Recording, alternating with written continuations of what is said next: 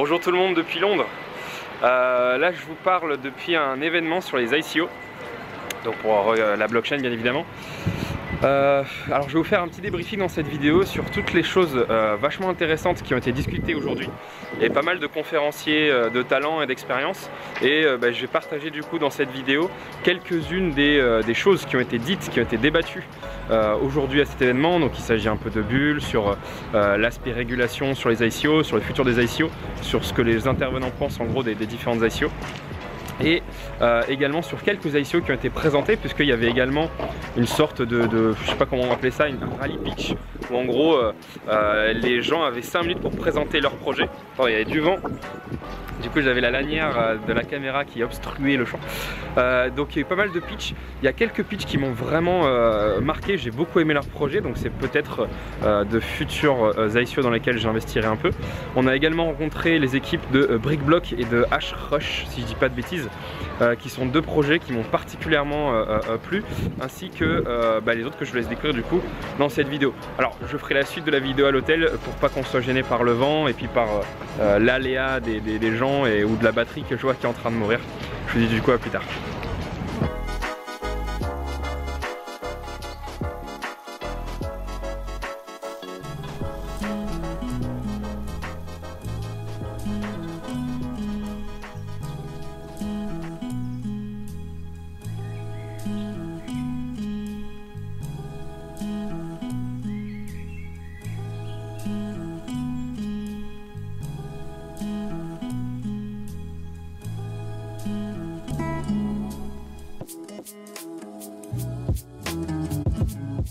Et voici depuis Sofia. Donc là je vais vous faire en gros les commentaires de tout ce que j'ai vu à Londres, pardon. Je vais donc commencer par les différentes conférences qui ont eu lieu le matin, et ensuite je commenterai les pitchs, ou en tout cas je vous présenterai les pitchs des différentes ICO que j'ai vues. A de suite.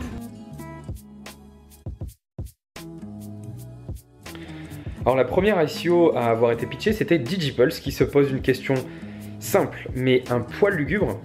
Qu'est-ce qui se passe lorsque l'on décède en ce qui concerne nos cryptos, nos wallets? Alors à part si vous avez pris vos précautions et que vous avez mis votre clé privée sur votre testament, il est impossible aujourd'hui pour vos héritiers de récupérer l'argent qui est sur vos wallets. Enfin, quand je dis impossible, ils peuvent toujours essayer de trouver la clé privée, mais vraiment bonne chance. Donc ce que DigiPulse fait, c'est tout simplement de mettre dans un smart contract votre clé privée, donc de la crypter, et d'envoyer cette clé privée à vos héritiers quand vous serez mort. Alors comment est-ce que DigiPulse sait que vous êtes mort? Aujourd'hui, on n'a pas encore d'objet connecté, de puce qui peut surveiller notre activité, notre vie en fait, pour ensuite envoyer cette information sur internet. Ça existera sans doute dans le futur, mais aujourd'hui c'est pas possible. Donc ils ont trouvé une petite solution qui est à mon sens un peu du bricolage, mais qui fait l'affaire. Quand vous faites le contrat, il faut que vous spécifiez une durée d'inactivité. Donc imaginons que j'écrive dans le contrat, c'est tout bête, je mets, voilà, si vous ne constatez aucune activité pendant 3 mois sur mes wallets, ça veut dire que je suis mort. Donc en gros, comment ça s'appelle DigiPulse va regarder en gros l'activité sur vos wallets, donc regarder notamment je suppose via les explorers de chaîne. Donc ils vont regarder en gros s'il y a une activité, et s'il n'y a pas d'activité pendant 3 mois, ça veut dire que vous seriez considéré comme mort. Et donc votre héritier recevra la clé privée du coup décryptée. Donc l'héritier, je suppose qu'il la reçoit pas par mail, j'ai pas encore regardé ni creusé, puis je me rappelle plus exactement comment est-ce qu'il la reçoit, mais ça n'avait pas été spécifié. Mais en gros voilà. Alors ce qu'il y a de bien, c'est que si jamais vous oubliez votre clé privée, du coup vous ne pourriez pas la récupérer. Il suffit d'être inactif pendant par exemple 2 mois et vous récupérerez du coup votre clé privée. Donc je trouve que c'est une petite feature qui peut être pas mal. Bon, maintenant vous l'aurez compris, c'est quand même un peu du bricolage, parce que si jamais je pars en voyage pendant 2-3 mois, que j'oublie complètement ça, j'ai mon héritier qui va recevoir un message comme quoi je suis peut-être mort, et voilà la clé privée pour débloquer ma fortune personnelle. Bon, à part ça, je trouvais quand même l'idée pas mal, puisque ça résout un vrai problème, à savoir qu'est-ce qui se passe quand on décède. Je voulais rajouter un petit truc par rapport à qu'est-ce qui se passe quand on décède. Lorsque vous mettez une clé privée qui est en fait juste une chaîne de caractères sur votre héritage, l'État français n'est pas censé savoir combien est-ce qu'il y a sur le wallet. Et du coup, la question, c'est comment est-ce que l'État français va taxer cet héritage? Parce que, comme vous le savez, hein, la France prend une grosse part de frais d'héritage. Donc là, étant donné que en fait, la personne hérite d'une enveloppe avec une chaîne de caractères dedans, la question, et je pense, est légitime. Comment ça se passe? Et je pense que là, il y a quelque chose à creuser, parce qu'a priori, quand vous recevez une lettre, je pense pas que l'État peut vous taxer.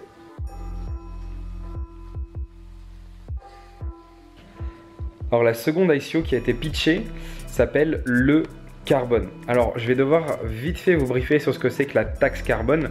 Si vous voulez beaucoup plus de détails maintenant sur la taxe carbone, je vous invite à regarder sur Google ou YouTube. Il y a une super vidéo, je crois que c'était Cash Investigation, qui avait fait un reportage sur justement les arnaques liées à la taxe carbone.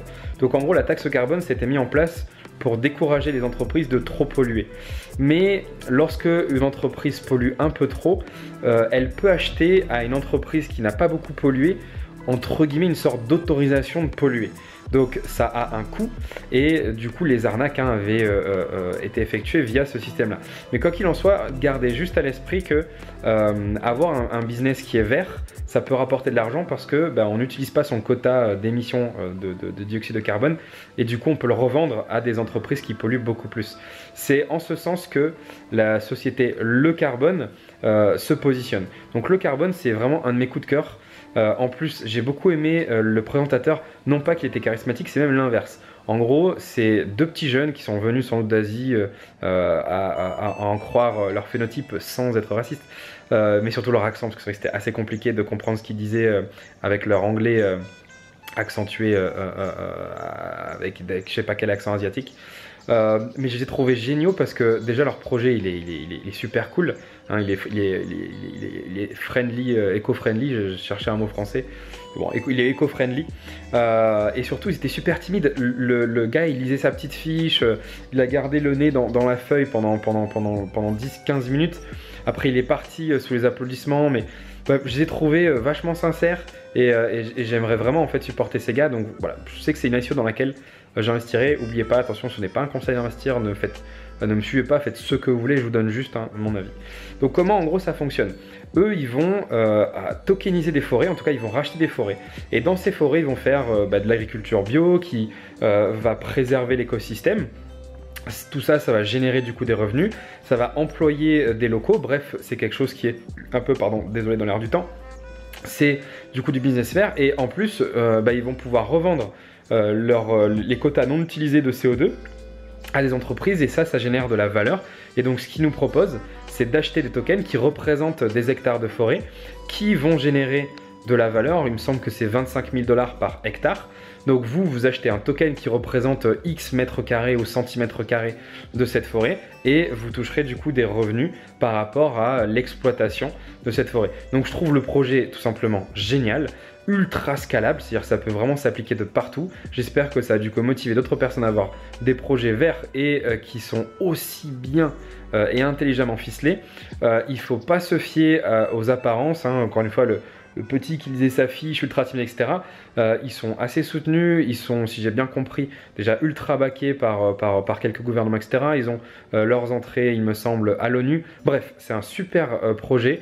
Je vous conseille vraiment de regarder leur site internet. Après, on souhaite ce que vous voulez, bien évidemment, mais au moins regardez ce qu'ils proposent. Et comme ça, vous pouvez voir également dans quel monde on va vivre demain. Non pas que la blockchain et la crypto ont réinventé la green economy et que ces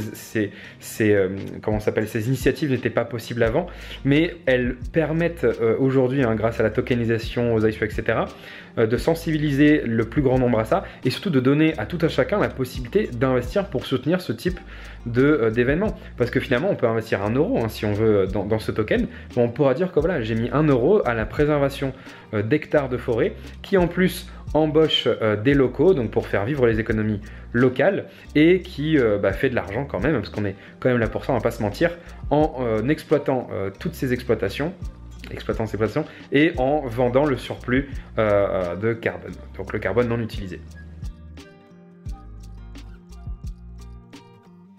Alors un autre projet qui a été pitché, que j'ai bien aimé mais malheureusement qui manque de nouveautés, c'est Lend Do It. Je vous mettrai de toute façon tous les liens des sites hein, dans la description. Alors Lend2it reprend tout simplement Swappy et d'autres projets en ce sens-là.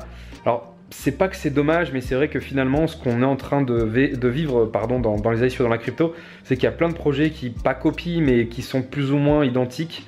Là il y a de plus en plus de banques de la crypto, il y a Change, il y a Banque Machin, BankX, il y a Polybius, il y en a d'autres également qui ont été portés à ma connaissance il n'y a pas longtemps. Bon, c'est très bien, hein, ça diversifie, la concurrence est ultra saine, mais c'est vrai que ça va devenir compliqué après pour l'utilisateur lambda de faire le tri parmi toutes ces solutions. Donc ce que fait Lend2it et donc ce que fait Swappy et d'autres, c'est par contre génial, hein. Je dis pas que leur projet n'est pas bon, je dis juste que ça manquait un tout petit peu en fait d'innovation, mais par contre ça en reste vraiment génial. Donc en gros le principe est tout simple. Vous habitez au Japon, les taux d'intérêt là-bas sont extrêmement faibles. Vous habitez au Brésil, là-bas les taux d'intérêt sont extrêmement élevés. Quand vous êtes brésilien, vous ne pouvez emprunter de l'argent qu'à vos banques brésiliennes. Si, grâce à la blockchain et grâce à Swappy et Lend2it, etc., ben, un Brésilien peut emprunter de l'argent à une banque japonaise au taux japonais. Donc du coup, ça universalise et donc ça démocratise le crédit et ça permettra, à mon sens, sur une plus large échelle, de réduire les inégalités, notamment l'accès au crédit. Et donc, quand on a un meilleur accès au crédit, on a certes un meilleur accès à la consommation, mais surtout à l'investissement. Et donc, je trouve ce type d'initiative vraiment super. Donc, en gros, ça permet tout simplement de bénéficier des taux d'intérêt plus faibles dans d'autres pays sans y résider. Alors une autre ICO qui m'a beaucoup plu, c'est le pitch de PlayKey. Alors PlayKey, c'est une société qui fait du jeu vidéo. Bon, c'est un truc de gamer en gros, donc ça intéresse quasiment personne à part les gros geeks qui ont rien d'autre à faire.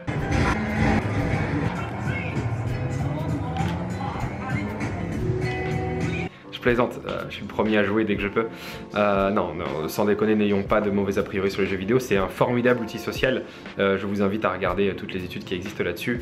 Changez d'avis sur les jeux vidéo si vous avez un avis négatif. En tous les cas, leur société, en gros, existe déjà et ils font ce qu'on appelle du cloud gaming. Du cloud gaming, c'est quelque chose qui est génial et je vous laisse aller regarder le site internet de PlayKey.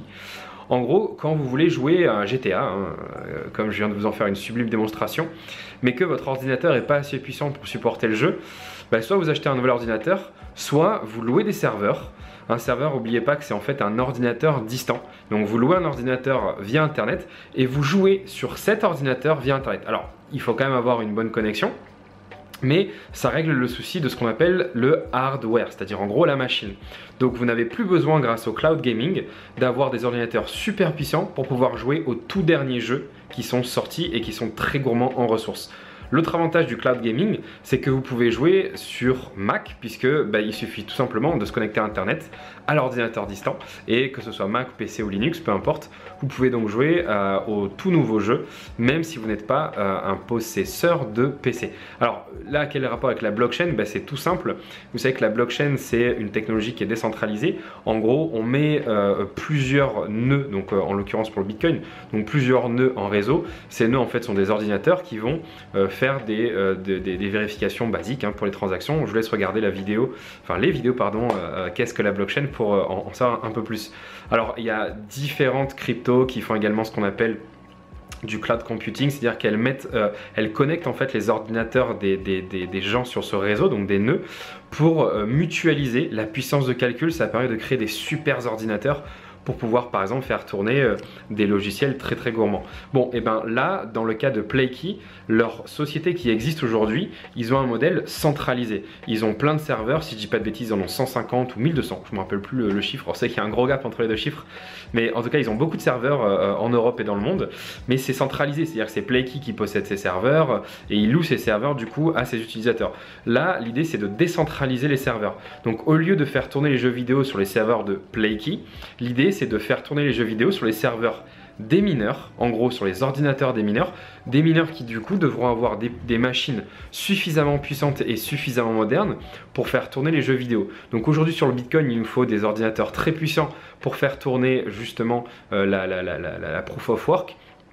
Donc là l'idée c'est d'avoir des ordinateurs puissants, mais peut-être un peu moins, on n'a pas autant de besoin de puissance de calcul pour faire tourner des jeux vidéo. Donc l'idée c'est que les personnes qui ont un ordinateur qui n'est pas de dernière génération, en tout cas qui est un peu vieillot en ce qui concerne le hardware et qui ne pourrait pas faire tourner un jeu comme GTA, eh ben, soit ils s'adressent à Playkey et à ses concurrents et donc ils vont louer un serveur, soit, et ça leur reviendra beaucoup moins cher, ils vont louer tout simplement un mineur, donc quelqu'un dans le monde qui a un ordinateur qui met son ordinateur sur le réseau, ben, il va louer sa puissance de calcul pour faire tourner le jeu vidéo. Et dès lors, les mineurs ne deviennent plus des gens qui vont vérifier les transactions avec peu importe lequel consensus a été choisi, mais vont passer leur puissance de calcul et suppose également un peu de leur bandwidth à des joueurs. Donc je trouve que c'est pas mal. Moi c'est quelque chose qui me plaît beaucoup, tous ces aspects de la décentralisation.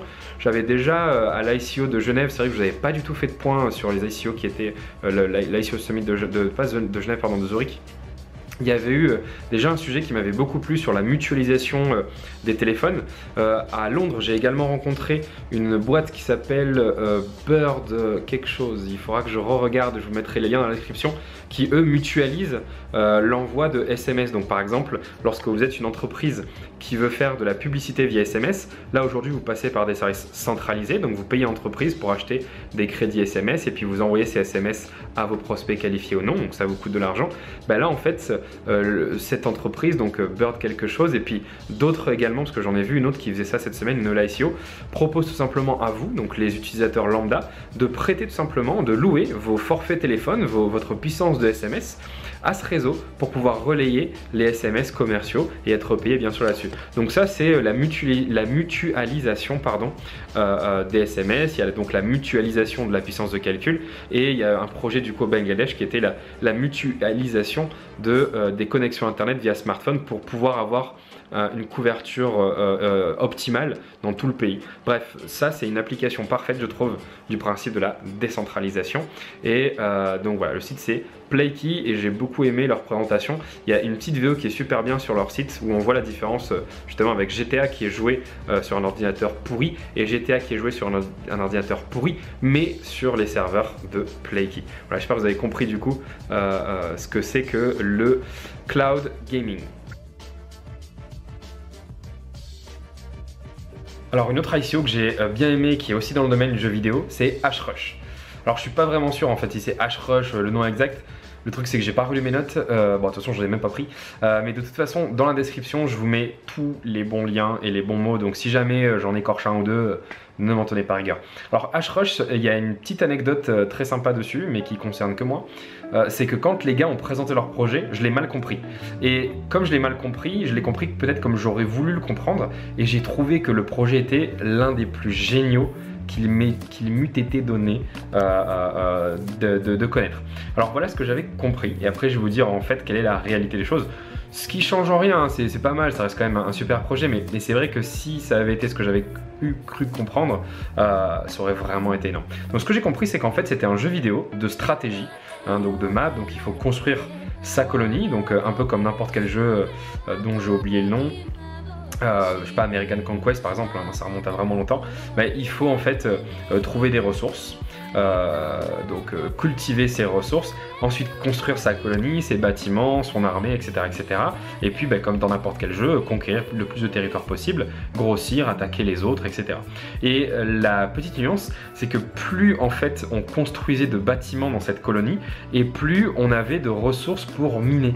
Donc en fait, c'était une preuve pour le consensus qui pour moi était énorme. C'est-à-dire qu'au lieu de faire du proof of stake par exemple, où ceux qui ont la possibilité d'ajouter les blocs, ce sont ceux qui ont le plus grand nombre de tokens en fait dans leur portefeuille, la proof of work qui en gros récompense ceux qui ont la plus grosse puissance de calcul, la preuve d'enjeu qui récompense du coup ceux qui ont le plus d'intérêt dans l'écosystème, et puis toutes les autres proof of quelque chose qui existent, là en gros ce serait une sorte de proof de puissance coloniale en fait, parce que plus on avait de bâtiments et plus on avait de possibilités de miner, donc on augmentait le hash power tout simplement du joueur.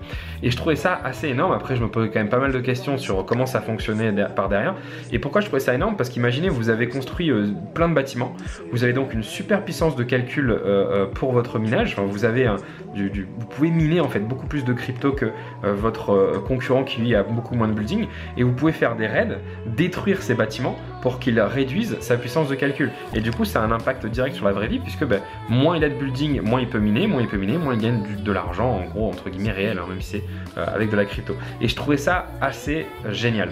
Puis après, j'ai été voir les gars sur leur stand, et puis je leur ai dit, putain les gars, c'est vraiment une super idée d'avoir gamifié le mining, quoi. Et là, ils m'ont dit, non, en fait, c'est pas ça, on est comme Genesis Mining, c'est-à-dire qu'en fait, tu loues les serveurs. Donc en gros, les bâtiments, il faut les acheter. Alors, c'est pas que c'est nul, c'est toujours l'expérience utilisateur elle est vraiment sympa. C'est vrai que plutôt que de louer du Genesis, bon là en gros ils s'adressent directement à la communauté de gamers, ils leur disent écoutez, vous pouvez jouer à ce jeu vidéo qui est pas mal, et puis en plus vous pouvez acheter des ressources dans le jeu pour en gros nous louer de la puissance de calcul et miner et être payé pour ça. Donc il y a une petite dimension sympathique, mais c'est vrai que je trouve que ça aurait été beaucoup plus sympa que les gens en gros n'aient pas à payer pour louer en fait. Alors après il y a la difficulté technique, il est évident que là en y réfléchissant en posteriori ça aurait été un peu compliqué parce que finalement ça aurait été comme une preuve de travail mais un peu différente, où plus on a de bâtiments et plus on a de capacité de miner, un peu une sorte de proof of stake hein, au final, mais il aurait fallu la trouver quelque part hein, cette ressource pour miner. Donc comme on est à l'ère du cloud gaming, je pensais que peut-être le jeu pourrait tourner sur le cloud et on pourrait utiliser les ressources de l'ordinateur pour miner, mais bon ça allait peut-être ralentir la machine. Enfin, c'est vrai que c'était pas forcément optimal, mais je trouvais l'idée géniale hein, de pouvoir créer une colonie, de gagner du coup de la capacité de calcul, enfin de minage, et puis pouvoir miner, avoir plus de crypto, encore être plus riche et du coup aller détruire ses ennemis. Je trouvais ça assez super. Mais non, finalement c'est un concurrent de Genesis. Alors il se présente pas par contre comme concurrent de Genesis, ils ont d'ailleurs pas apprécié quand je leur ai dit ah mais en fait vous êtes un Genesis déguisé en jeu vidéo. Il fait non, attendez, nous on s'adresse vraiment aux gamers et on offre également cette possibilité. Alors après il y avait Brickblock. Alors Brickblock je l'ai particulièrement apprécié. Bon déjà parce que j'aime beaucoup la tokenisation. Pour ceux qui ont suivi la formation crypto, vous savez que c'est vraiment le sujet qui m'excite le plus, et pour moi c'est une des applications de la crypto qui est la plus géniale parce que ça démocratise l'investissement et ça donne du coup un accès à n'importe qui à des choses qui n'étaient accessibles aujourd'hui qu'à en gros une minorité.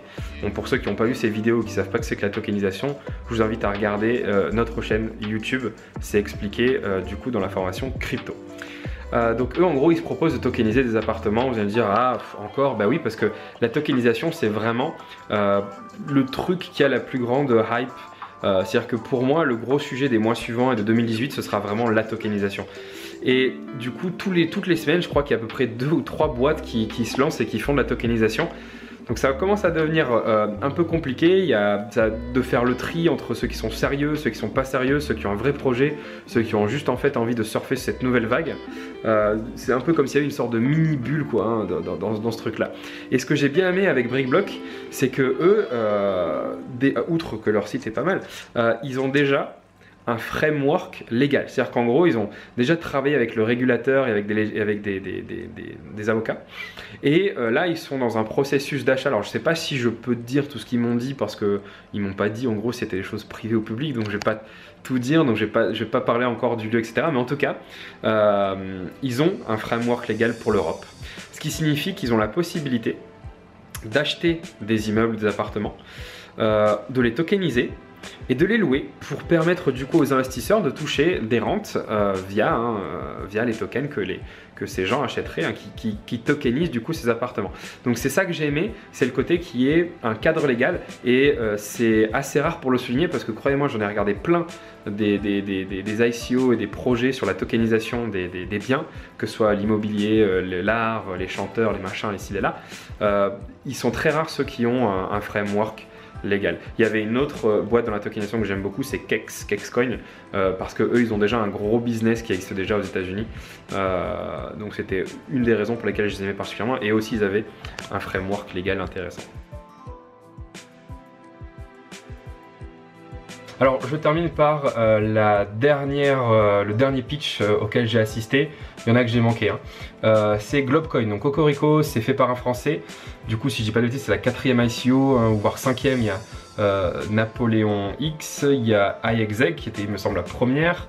Il y a Dom Raider, Bopti, si je dis pas de bêtises, et du coup Globcoin. Alors il y a peut-être, désolé les Français si je vous ai pas listé, mais c'est les seuls que je connais. Après, maintenant, portez à ma connaissance d'autres Français qui font des ICO, ce sera avec plaisir que je vous nommerai dans la prochaine vidéo.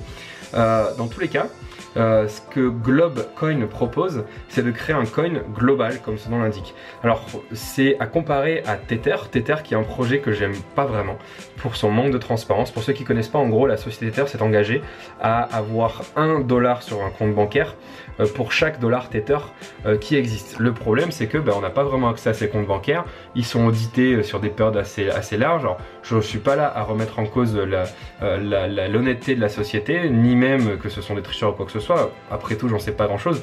Par contre, mon sentiment personnel, c'est que j'ai un petit peu de mal à faire confiance à ces entreprises qui disent oui, mais sur un compte bancaire quelque part, vous inquiétez pas, on a X millions. C'est pas, voilà, on n'a pas utilisé cet argent pour s'acheter des Ferrari.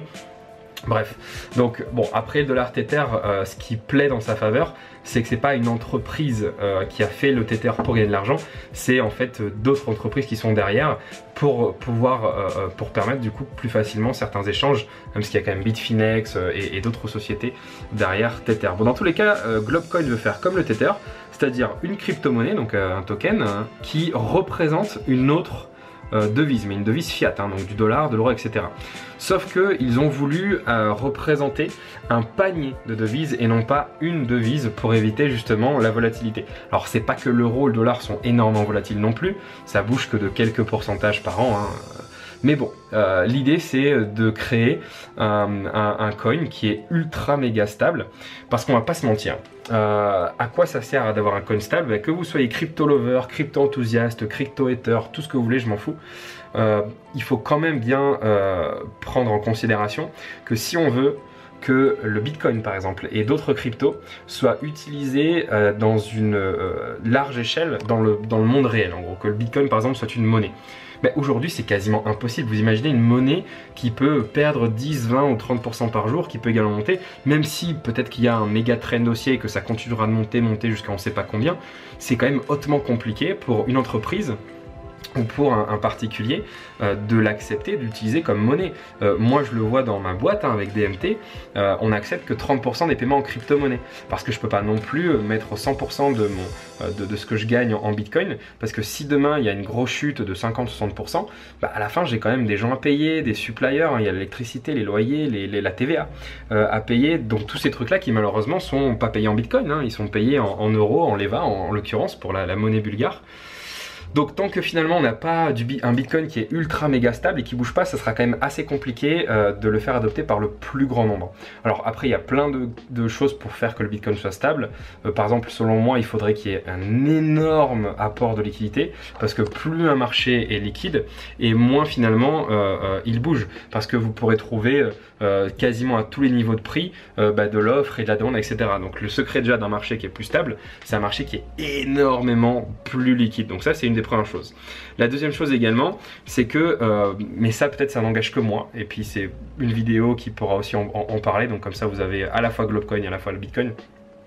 Donc selon moi, le Bitcoin a un gros défaut, c'est que les gens le considèrent comme un outil de spéculation. Et quand je dis les gens, je ne parle pas que des gens comme nous, mais je parle également des banquiers, des hedge funds qui de plus en plus spéculent sur le Bitcoin. Et ça c'est bien dommage, parce que c'est en train de dénaturer le Bitcoin. Vous comprenez, c'est un truc qui a été créé pour concurrencer ces gens-là, c'est un truc qui a été créé pour proposer un système monétaire alternatif. Et finalement ces gens-là, les banques, les hedge funds, etc. sont en train de prendre ce système qui avait été créé pour concurrencer la banque et l'utilisent uniquement comme un objet de spéculation. C'est quand même dommage, parce que à cause de ça, le Bitcoin sans doute restera pendant très longtemps un objet de spéculation et ne pourra pas être du coup une vraie monnaie. Ça pourra peut-être être une monnaie parce que c'est dans la culture populaire et parce qu'il y a plein de Bitcoin lovers, mais on va pas se mentir, ça pourra pas être une monnaie ultra stable et utilisée par tout le monde. Et du coup le Globcoin, lui il propose ça, il propose de créer une crypto qui est ultra stable. Une crypto stable, ça permet plein de choses. Au lieu de se protégé en francs suisses, en yens japonais, en or, etc. Ça pourrait permettre à tous les institutionnels et à ceux qui ont des gros fonds, quand il y a une baisse sur les marchés actions ou sur les marchés de la crypto, de se protéger justement dans une crypto qui est ultra stable. Donc c'est en gros considéré comme une valeur refuge qui sera extrêmement stable, donc ça peut intéresser énormément de personnes. Bon, ensuite, ça permet, comme je viens de vous le dire, de hedger. Moi par exemple, la première fois que j'ai tradé, la première fois que j'ai eu affaire à une énorme baisse sur les marchés de la crypto, je savais pas comment gérer, parce que moi je suis un trader forex, donc j'ai pas l'habitude de marchés qui descendent autant. Donc je me suis dit comme tout le monde, mon dieu, ça y est, c'est le fameux crack, la fameuse fin de la bulle, c'est terminé, tout va s'effondrer. Et en fait, même si ça a baissé de 30%, quelques jours plus tard, tout est remonté. Donc maintenant j'ai appris de mes erreurs, et en fait, tous ceux qui vous font des speeches et des vidéos sur oh là, la bulle vient d'éclater, non, c'est juste que des baisses de 30%, en fait c'est normal hein, sur la crypto. Bon, je savais pas au début bien évidemment, maintenant je le sais. Mais le truc, les faits sont que quand le marché a énormément chuté, je me suis dit bon je vais me protéger. Donc qu'est-ce que j'ai fait? J'ai balancé plus de la moitié de mon portefeuille en dollar tether. Comme ça au moins, je pensais que ça allait continuer de chuter, et moi j'aurais rien eu à perdre parce que j'avais mon dollar tether qui bougeait pas. Bon, malheureusement, lorsque j'ai converti en dollar tether, donc après en gros 30% de baisse, tout est remonté et du coup j'ai tout reconverti un peu haut. Donc du coup j'ai un énorme manque à gagner cette année sur la crypto, même si j'ai pas à me plaindre, j'ai quand même pas mal gagné.